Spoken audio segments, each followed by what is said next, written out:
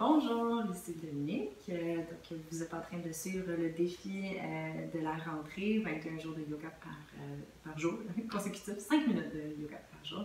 Peut-être que vous avez suivi les autres capsules. Si oui, vous êtes sûrement rendu compte qu'on ne fait pas que des postures, que des asanas. Que les asanas, c'est une partie du yoga, mais il y a tout un autre volet au yoga qu'on explore peut-être un peu moins.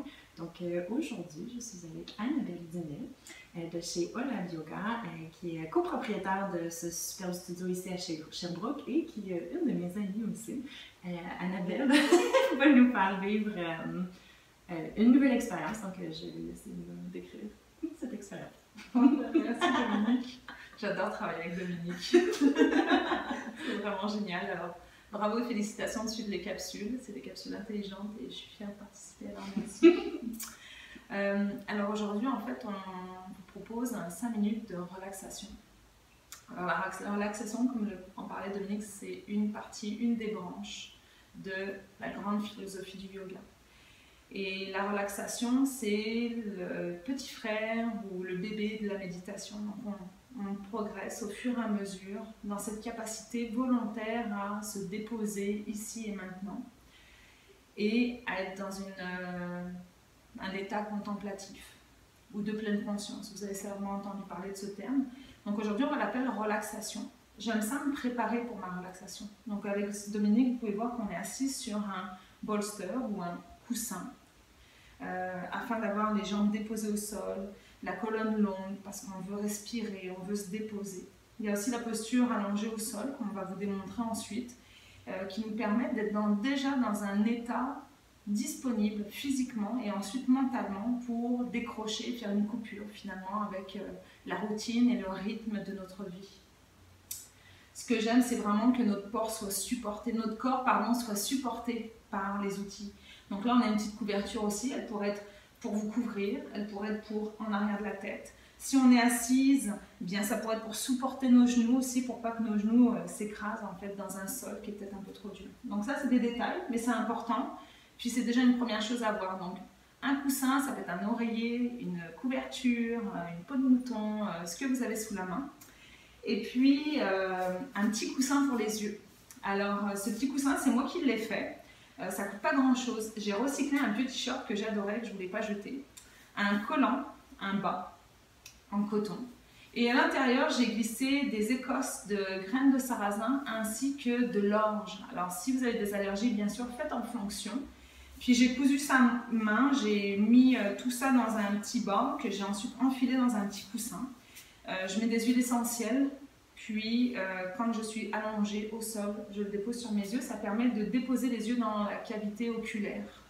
Et ça évite en fait d'avoir les yeux des fois qui s'activent. Des fois, on se met à sursauter des yeux. Puis, c'est des stimulations en fait. Donc, on active notre cerveau. Et ce qu'on veut dans une relaxation et dans une détente, c'est essayer de faire une coupure physiquement et mentalement. Alors, je vais inviter Dominique à se mettre dans la posture de Shavasana pour notre détente aujourd'hui, notre relaxation. J'aime ça, proposer le bolster sous les genoux pour relâcher au niveau des hanches, relâcher au niveau des cuisses, surtout si vous êtes debout toute la journée. Si vous êtes quelqu'un qui passait du temps assis, vous pourriez rester aussi allongé et ne peut-être pas utiliser le bolster. Là aussi, en fonction de vos besoins, il y a une couverture sur le corps. Des fois, si c'est la fraîcheur, on glisse vers l'automne, on enroule nos pieds dans quelque chose de chaud, le haut de notre corps. Puis le petit coussin pour les yeux, bien, je le dépose généralement au-dessus d'une de mes épaules parce qu'au début, je veux vraiment canaliser mon intention ici et maintenant. Alors tranquillement, dans la méditation, relaxation, détente, ce qu'on veut, c'est connecter avec soi-même. Donc dans un premier temps, ce qu'on va faire, c'est qu'on va observer, écouter sa respiration sans juger, sans critiquer. Observer sa respiration, c'est voir. Est-ce que c'est mon ventre qui se soulève principalement? Ou est-ce que c'est ma cage thoracique qui se dilate sur le côté? Est-ce que l'air vient jusqu'à soulever ma poitrine, mes clavicules subtilement? Est-ce que je respire d'une façon rapide? Est-ce que c'est lent? Est-ce que c'est saccadé? Est-ce que je force? Alors là, je vous donne plein de petits repères juste pour observer et faire un état de notre corps, de comment on se sent aujourd'hui. Idéalement, on est confortable, les paumes de main qui regardent vers le ciel pour relâcher les épaules, ouvrir le sternum, la cage thoracique et travailler en même temps avec notre mécanique respiratoire. Ainsi, nos poumons, notre diaphragme, notre cage thoracique peuvent vraiment travailler librement et avec une belle amplitude. La musique vous accompagne ensuite, ou le son de ma voix pour décrocher mentalement. Avant de passer au décrochage mental, j'invite les personnes des fois à faire un petit scan de leur corps, à observer le pied droit, le pied gauche, la jambe droite, la jambe gauche, et ainsi de suite.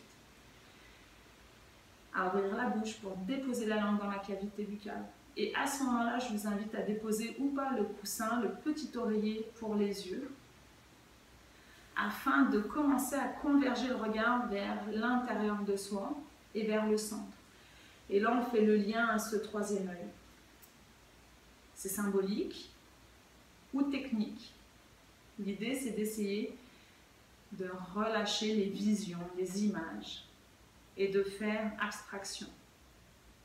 Idéalement, le corps prend du poids, et c'est normal, parce qu'il se détend et les muscles sont relâchés. Et à partir de là, je vous laisse sur le son de la musique ou le son de ma voix. Et aujourd'hui, je vous guide avec les notions développées par le philosophe Frédéric Lenoir sur le bonheur. Alors une fois dans cette détente, je vous demande vraiment de connecter avec vous-même, de relâcher. Et je guide parfois les clients avec un texte. Aujourd'hui, ça sera sur celui-ci. Alors selon Frédéric, la grande question du bonheur.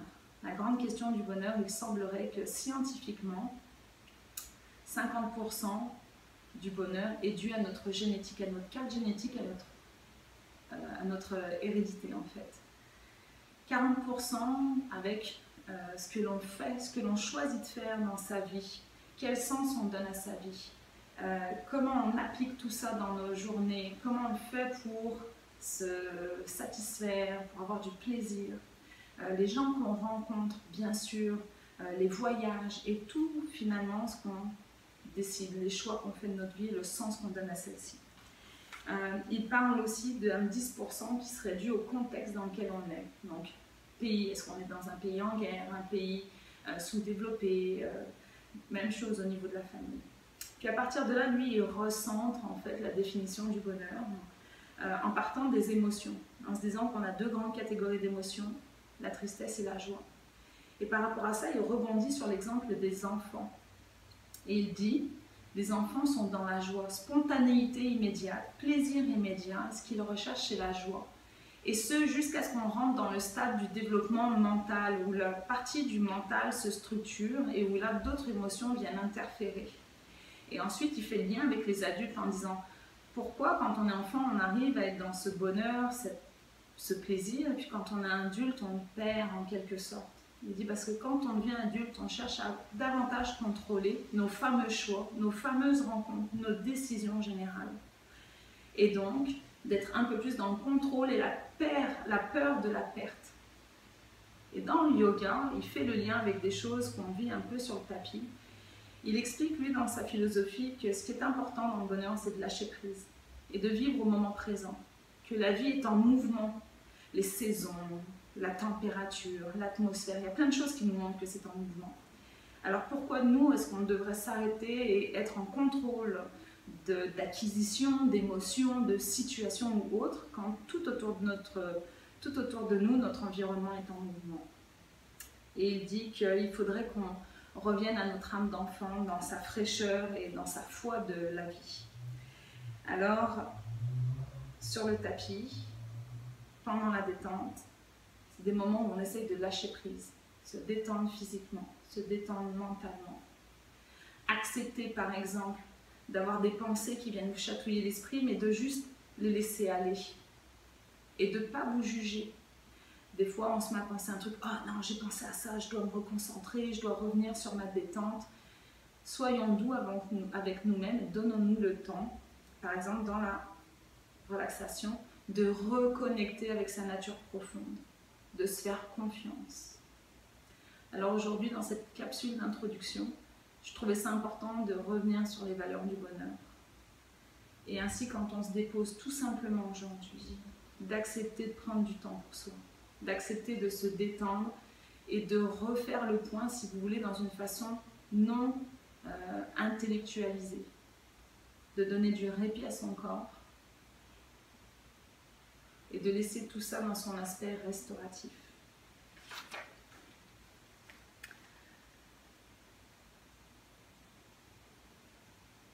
Et ainsi, par vos expériences sur le tapis, vous développez capacité et possibilité de faire émerger le bonheur dans beaucoup de choses, dont un Shavasana. Je vous souhaite une excellente fin de journée. Ce qui est important au retour de la posture, c'est de revenir tranquillement en contact avec ses respirations. J'aime ça dire aux personnes, prenez une grande inspiration, expirez par la bouche. Vous pouvez le refaire encore 2 fois. Et ensuite, laissez le mouvement revenir et se propager doucement pour vous permettre de vous étirer, de bâiller. Si vous avez un coussin sous les genoux, laissez les pieds remonter sur ce coussin pour le faire rouler en avant du tapis, ramener les genoux vers l'abdomen. Et enfin, rouler dans la posture du fœtus pour revenir dans une posture assise et reprendre votre journée. On a vu ces derniers points accélérés. Prenez tout votre temps, c'est important. Ça va, Dominique? Oui, tu sens bien. Moi, je serais restée là encore un peu. 5 minutes, c'est le minimum. Ouais. Mais ça vous donne une bonne base pour le faire chez vous tranquillement. Ouais. Merci. Merci, Dominique. Merci à vous. Au revoir. Au revoir.